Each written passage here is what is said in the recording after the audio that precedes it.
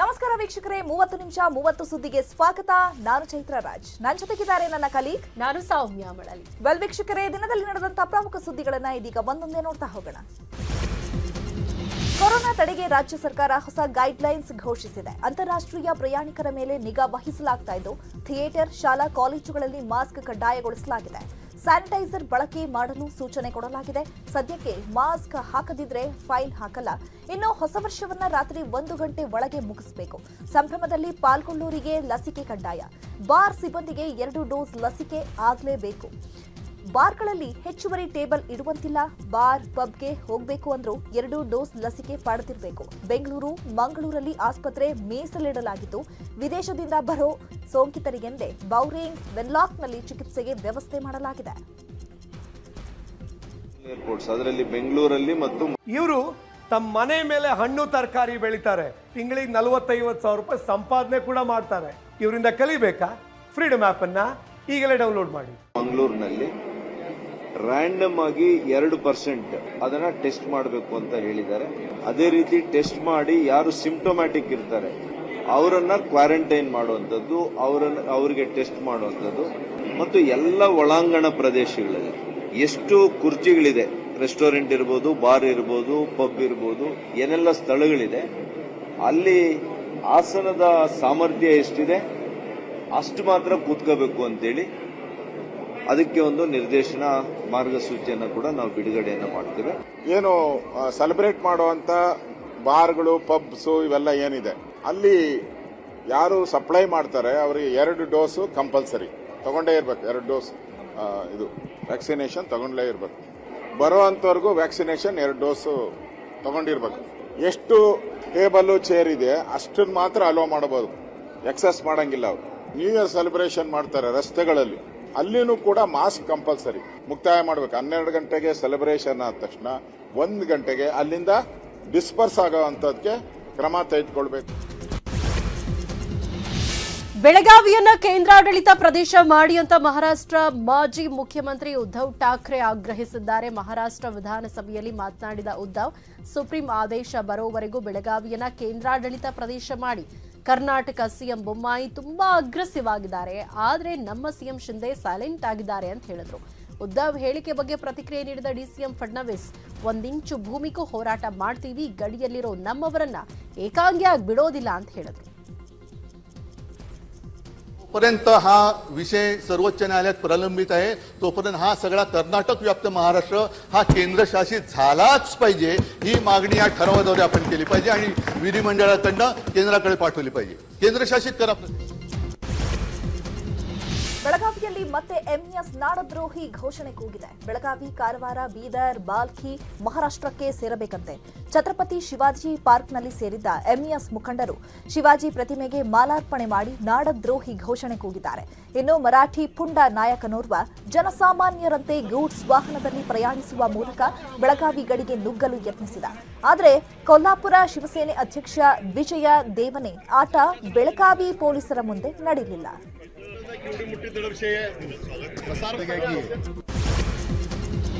ವಿಧಾನಸಭೆಯಲ್ಲಿ ಇವತ್ತು ಸ್ವಾರಸ್ಯಕರ ಚರ್ಚೆ ನಡೆಯಿತು. ಮಾಜಿ ಸ್ಪೀಕರ್ ರಮೇಶ್ ಕುಮಾರ್ ರನ್ನ ಸಾಹೇಬ್ರು ಅಂತ ರೇವಣ್ಣ ಹೇಳಿದ್ರು.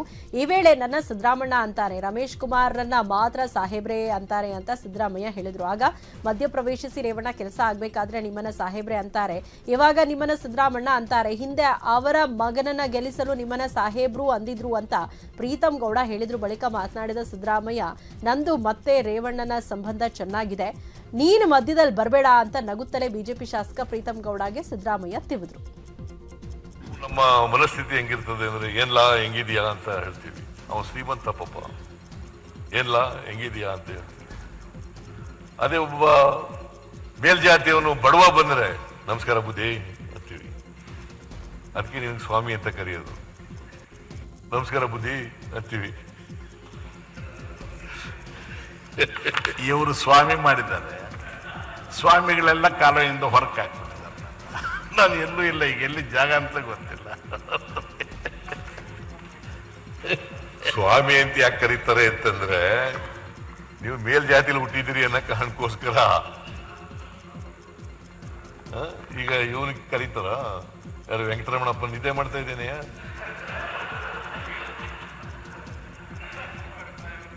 ಕರೀತಾರ? ಆ ಕುಮಾರಸ್ವಾಮಿ ಕರೀತಾರ? ಏನಪ್ಪ ರೇವಣ ಇರ್ಬೇಕು ಅವರು, ರಮೇಶ್ ಕುಮಾರ್ ಸಾಹೇಬ್ರು.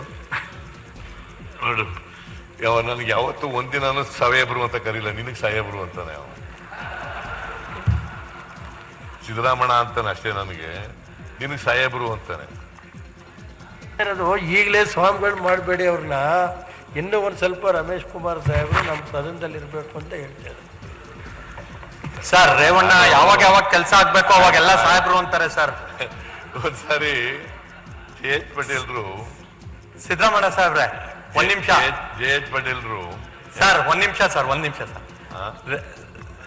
ರೇವಣ್ಣ ಅವರು ಯಾವಾಗ ಕೆಲಸ ಆಗ್ಬೇಕು ಅವಾಗ ಸಾಹೇಬ್ರು ಅಂತಾರೆ ಸರ್. MP ಚುನಾವಣೆ ಟೈಮಲ್ಲಿ ನಿಮ್ಗೆ ಸಾಹೇಬ್ರು ಅಂದಿದ್ರು, ನೀವು ಮರ್ತಿದ್ದೀರಿ ಸರ್. ಅವ್ರ ಮಗನ್ ಗೆಲ್ಸ್ಕೋಬೇಕಾದ್ರೆ ಐತಿಗೆ ನೀನ್ ಯಾವಾಗ ನನ್ನ ಜೊತೆ ಇದೆಯಪ್ಪ ಅವ್ರು ಬಂದಾಗ. ಇರ್ಲಿ, ನಾವು ರೇವಣ್ಣವರು ನಮ್ದು ಸಂಬಂಧ ಚೆನ್ನಾಗದೆ, ನಿನ್ ಮಧ್ಯದಲ್ಲಿ ಏನು ಇಂಟರ್ಫಿಯರ್ ಆಗ್ಬೇಡ. ಆ ಸಂಬಂಧದ ನಾನು ಮೆಲ್ಕಾಕೊಟ್ಟೆ ಸರ್. ಸಿಎಂ ಬಸವರಾಜ ಬೊಮ್ಮಾಯಿ ದೆಹಲಿ ಪ್ರವಾಸದ ಬಗ್ಗೆ ವಿಪಕ್ಷ ನಾಯಕ ಸಿದ್ದರಾಮಯ್ಯ ಟಾಂಗ್ ಕೊಟ್ಟಿದ್ದಾರೆ. ಅಸೆಂಬ್ಲಿ ನಡೆಯುವಾಗ ಯಾರಾದರೂ ದೆಹಲಿಗೆ ಹೋಗ್ತಾರಾ? SC ST ಮೀಸಲಾತಿ ಕುರಿತ ಚರ್ಚೆ ನಡೆಯುವಾಗ ಸಿಎಂ ಇರಬೇಕಲ್ವಾ? ಅಧಿವೇಶನ ಮುಗಿದ ನಂತರ ಅವರು ದೆಹಲಿಗೆ ಹೋಗಿದ್ರೆ ಏನಾಗ್ತಿತ್ತು ಅಂತ ಪ್ರಶ್ನಿಸಿದ್ದಾರೆ. ನನ್ನ ಜೊತೆಗೆ ಮಾತನಾಡಿ ಡೆಲ್ಲಿಗೆ, ಹೌದು ಡೆಲ್ಲಿಗೆ ಹೋಗ್ತಾರ ಅಸೆಂಬ್ಲಿ ನಡೆಯುವಾಗ ಯಾರಾದ್ರೂ? ಇಲ್ಲ ಇಲ್ಲ, ನನಗೆ ಮಾತನಾಡಿ ನಾನು ಅವ್ರಿಗೆ ಅನುಮತಿ ಏನೇ ಆಗ್ಲಿ, ನಿಮ್ ಪರ್ಮಿಷನ್ನೇ ತಗೊಂಡು ಹೋಗ್ಲಿ, ಅದು ಬೇರೆ ವಿಚಾರ. ಮುಖ್ಯಮಂತ್ರಿಗಳು ಇರ್ಬೇಕಲ್ವಾ ಅಸೆಂಬ್ಲಿ ನಡೆಯುವಾಗ? ಇಲ್ಲಿ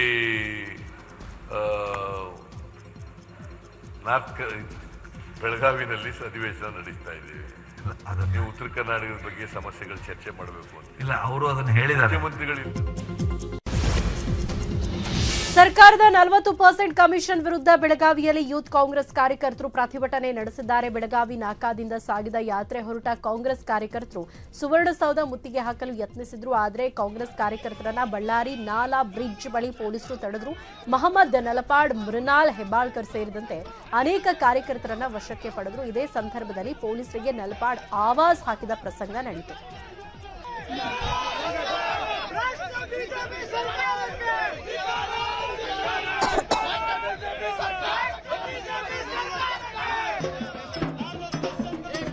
ಕಾಂಗ್ರೆಸ್ ಪ್ರತಿಭಟನೆ ವೇಳೆ ಪೊಲೀಸರಿಂದ ತಪ್ಪಿಸಿಕೊಳ್ಳಲು ಹೋದ ಕಾಂಗ್ರೆಸ್ ಕಾರ್ಯಕರ್ತನೋರ್ವ ಚರಂಡಿಗೆ ಬಿದ್ದಿದ್ದಾನೆ. 10 ಅಡಿ ಆಳದ ಚರಂಡಿಗೆ ಬಿದ್ದ ಯೂತ್ ಕಾಂಗ್ರೆಸ್ ಕಾರ್ಯಕರ್ತನನ್ನ ಪೊಲೀಸರು ರಕ್ಷಿಸಿದರು.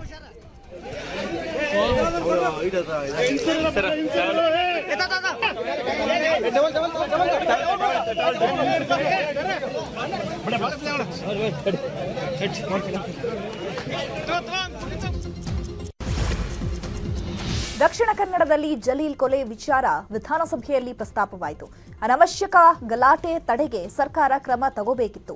ಸರ್ಕಾರ ಕ್ರಮ ಕೈಗೊಂಡಿದ್ರೆ ಕೊಲೆ ಆಗ್ತಿರ್ಲಿಲ್ಲ. ಗೂಂಡಾಗಿರಿ ಮಾಡೋರನ್ನ ಬೆಳಗ್ಗೆ ಬಂಧಿಸಿ ಸಂಜೆ ರಿಲೀಸ್ ಮಾಡ್ತಾರೆ ಅಂತ ಹೇಳಿದ್ರು. ಜಲೀಲ್ ಕೊಲೆ ಕುರಿತು ಉನ್ನತ ಮಟ್ಟದ ತನಿಖೆ ಆಗಬೇಕು, ಪರಿಹಾರ ಕೊಡಬೇಕು ಅಂತ ಹೇಳಿದ್ರು. ಬಳಿಕ ಮಾತನಾಡಿದ ಸಿದ್ದರಾಮಯ್ಯ, ಸಿಎಂ ಮಂಗಳೂರಿಗೆ ಹೋದಾಗಲೇ ಕೊಲೆಯಾಗಿದೆ, ಸಿಎಂ ಪ್ರಚೋದನಾತ್ಮಕ ಹೇಳಿಕೆ ಕೊಟ್ಟಿರ್ತಾರೆ ಅಂತ ಹೇಳಿದ್ರು. ಆದ್ರೆ ನೈತಿಕ ಪೊಲೀಸ್ಗಿರಿ ಹೆಸರಲ್ಲಿ ಯಾರಿಗೂ ನಾವು ಅಧಿಕಾರ ಕೊಟ್ಟಿಲ್ಲ ಅಂತ ಮಾಧುಸ್ವಾಮಿ ಉತ್ತರ ಕೊಟ್ಟರು. ಬಹುಶಃ ದಕ್ಷಿಣ ಕನ್ನಡ ಜಿಲ್ಲೆಯ ಸೂತ್ಕಲ್ನಲ್ಲಿ ಮೊನ್ನೆ ಸಂಜೆ ಬಹುಶಃ ಇವತ್ತು ಅಬ್ದುಲ್ ಜಲೀಲ್ ಎಂಬ 46 ವರ್ಷ ಯುವಕರನ್ನು ಕೆಲವು ಕೋಮು ದುಷ್ಕರ್ಮಿಗಳು ಇವತ್ತು ಕೊಲೆ ಮಾಡಿದ್ದಾರೆ.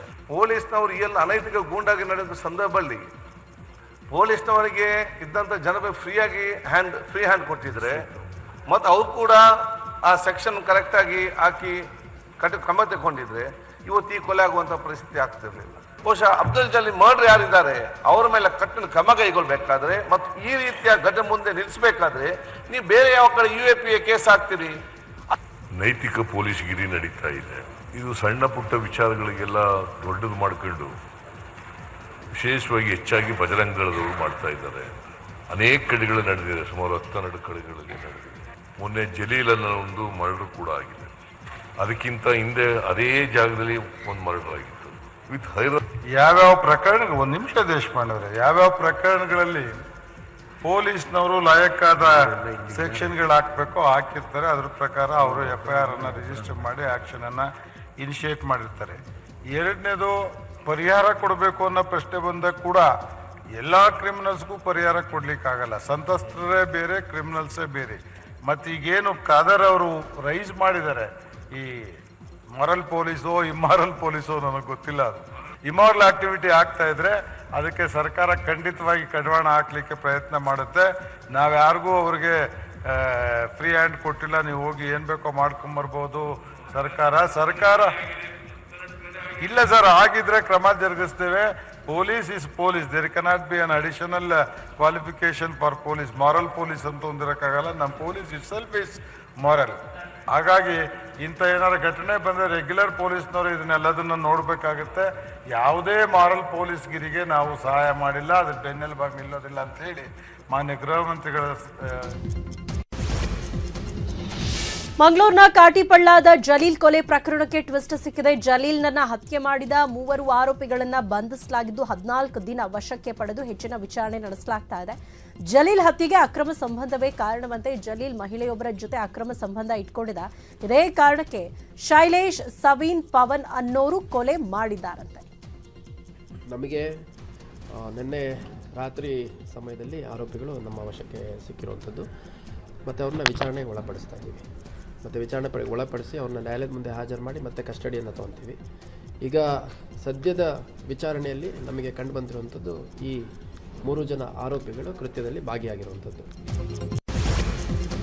ಶಿವಮೊಗ್ಗ ಗ್ರಾಮಾಂತರ ಬಿಜೆಪಿಯಲ್ಲಿ ಬಂಡಾಯ ಶುರುವಾಗಿದೆ. ಅಶೋಕ್ ನಾಯ್ಕ್ಗೆ ಚುನಾವಣೆಯಲ್ಲಿ ಟಿಕೆಟ್ ನೀಡಿದ್ರೆ ನಾವ್ಯಾರು ಕೆಲಸ ಮಾಡಲ್ಲ ಅಂತ ಜನ ಸಿಡಿದೆದ್ದಿದ್ದಾರೆ. ಶಿವಮೊಗ್ಗದ ಹಾರನಹಳ್ಳಿ ಚೌಕಿ ಮಠದಲ್ಲಿ ನಡೆದ ಸನ್ಮಾನ ಕಾರ್ಯಕ್ರಮದಲ್ಲಿ ಬಿಜೆಪಿ ಜಿಲ್ಲಾಧ್ಯಕ್ಷ ಟಿಡಿ ಮೇಘರಾಜ್, ಎಂಎಲ್ಸಿಗಳಾದ ಆಯನೂರು ಮಂಜುನಾಥ್, ರುದ್ರೇಗೌಡ ಎದುರೇ ಗ್ರಾಮಸ್ಥರು ಅಪಸ್ವರ ಎತ್ತಿದ್ದಾರೆ. ಚುನಾವಣೆ ಬಳಿಕ ಅಶೋಕ್ ನಾಯ್ಕ್ ಬದಲಾಗಿದ್ದಾರೆ. ಗ್ರಾಮಾಂತರ ಭಾಗದಲ್ಲಿ ಬಸ್ ಸ್ಟ್ಯಾಂಡ್, ಕಾಲೇಜು, ಇತರೆ ಅಭಿವೃದ್ಧಿ ಕೆಲಸ ಮಾಡಿಲ್ಲ. ಗ್ರಾಮಾಂತರ ಬಿಜೆಪಿ ಕಾರ್ಯಕರ್ತರಿಗೆ, ಮುಖಂಡರಿಗೆ ಅಶೋಕ್ ನಾಯ್ಕ್ ಬೆಲೆ ನೀಡುತ್ತಿಲ್ಲ. ಕಳೆದ ಬಾರಿ ಚುನಾವಣೆಯಲ್ಲಿ ಗೆದ್ದಿದ್ದು ಕೇವಲ ನನ್ನ ಪರಿಶ್ರಮ ಅಂತಾರೆ ಅಂತ ಜನ ಕಿಡಿಕಾರಿದ್ರು. ಈ ಸಂದರ್ಭದಲ್ಲಿ ನಾವು ಖಂಡಿತವಾಗಿಯೂ, ನಾನು ವೈಯಕ್ತಿಕವಾಗಿ ಹೇಳೋದಾದ್ರೆ, ನಾನಂತೂ ಅವರ ಪರವಾಗಿ ಅಥವಾ ಅವರ ಇದಕ್ಕೆ ನಾನು ಖಂಡಿತವಾಗಿಯೂ ನಾನು ಅವರಿಗೆ ಎಲೆಕ್ಷನ್ಗೆ ಟಿಕೆಟ್ ಕೊಟ್ಟಿದ್ದೆ ಅಂತ. ಮಾಜಿ ಸಿಎಂ ಸಿದ್ದರಾಮಯ್ಯ ಕೋಲಾರದಿಂದ ಸ್ಪರ್ಧಿಸೋ ಸುಳಿವನ್ನ ಕೊಟ್ಟಿದ್ದಾರೆ. ಜನವರಿ 9ರಂದು ಸಿದ್ದರಾಮಯ್ಯ ಕೋಲಾರ ಪ್ರವಾಸ ಫಿಕ್ಸ್ ಆಗಿದ್ದು ಜೂನಿಯರ್ ಕಾಲೇಜ್ ಮೈದಾನದಲ್ಲಿ ಕಾಂಗ್ರೆಸ್ ಕಾರ್ಯಕರ್ತರ ಸಭೆ ನಡೆಸಲಿದ್ದಾರೆ. ಕೋಲಾರ ಕ್ಷೇತ್ರದ ಮುಖಂಡರು ಹಾಗೂ ಕಾರ್ಯಕರ್ತರಿಗೆ ಮಾತ್ರ ಸಭೆಗೆ ಆಹ್ವಾನ ನೀಡಲಾಗಿದೆ. ಅದೇ ಸಭೆಯಲ್ಲಿ ಕೋಲಾರದಿಂದ ಸ್ಪರ್ಧಿಸುವುದಾಗಿ ಸಿದ್ದರಾಮಯ್ಯ ಘೋಷಿಸುವ ಸಾಧ್ಯತೆ ಇದೆ. ಇನ್ನು ಮಾಜಿ ಸಚಿವ ಕೃಷ್ಣ ಬೈರೇಗೌಡ, ರಮೇಶ್ ಕುಮಾರ್ ಹಾಗೂ ಕೆಲ ಕಾಂಗ್ರೆಸ್ ಶಾಸಕರು ಸಭೆ ನಡೆಸಿದ್ದು ಜನವರಿ 9ಕ್ಕೆ ಸಿದ್ದರಾಮಯ್ಯ ಗುಡ್ ನ್ಯೂಸ್ ಕೊಡ್ತಾರೆ ಅಂತ ಮಾಲೂರು ಶಾಸಕ ಕೆವೈ ನಂಜೇಗೌಡ ಹೇಳಿದ್ದಾರೆ. ನಮ್ಮ ಕರ್ನಾಟಕ ರಾಜ್ಯದ ಮಾಜಿ ಮುಖ್ಯಮಂತ್ರಿಗಳು, ವಿರೋಧ ಪಕ್ಷದ ನಾಯಕರಾದ ಸಿದ್ದರಾಮಯ್ಯವರು ಈಗಾಗಲೇ ಕೋಲಾರ ಜಿಲ್ಲೆಯ ಜನತೆ ಮತ್ತು ಎಲ್ಲ ನಾಯಕರುಗಳು ಕೋಲಾರಕ್ಕೆ ಬರಬೇಕು ಅಂತ ಸುಮಾರು 1 ವರ್ಷದಿಂದ ಅವರ ಮೇಲೆ ಒತ್ತಡ ಇತ್ತು, ಡಿಮ್ಯಾಂಡ್ಸ್ ಇತ್ತು. ಅದನ್ನು ನೋಡೋಣ ಅಂತ ಹೇಳ್ತಾ ಇದ್ರು. ಮೊನ್ನೆ ಒಂದು ಸಾರಿ ಬಂದಾಗ ಇಂಡೈರೆಕ್ಟ್ ಮೆಸೇಜ್ ಕೊಟ್ಟಿದ್ರು, ನಾನು ಕೋಲಾರಕ್ಕೆ ಬರ್ತೇನೆ ಅಂತೇಳಿ. ಮತ್ತೆ 9ನೇ ತಾರೀಕು ಬರ್ತಾರೆ. 9ನೇ ತಾರೀಕು ಡೈರೆಕ್ಟಾಗಿ ಒಂದು ಒಳ್ಳೆ ಮೆಸೇಜನ್ನು ನಮ್ಮ ಜಿಲ್ಲೆಯ ಜನತೆಗೆ ಕೊಡುವಂಥ ಒಂದು ಅವಕಾಶ ಹೆಚ್ಚಿಗೆ ಇದೆ.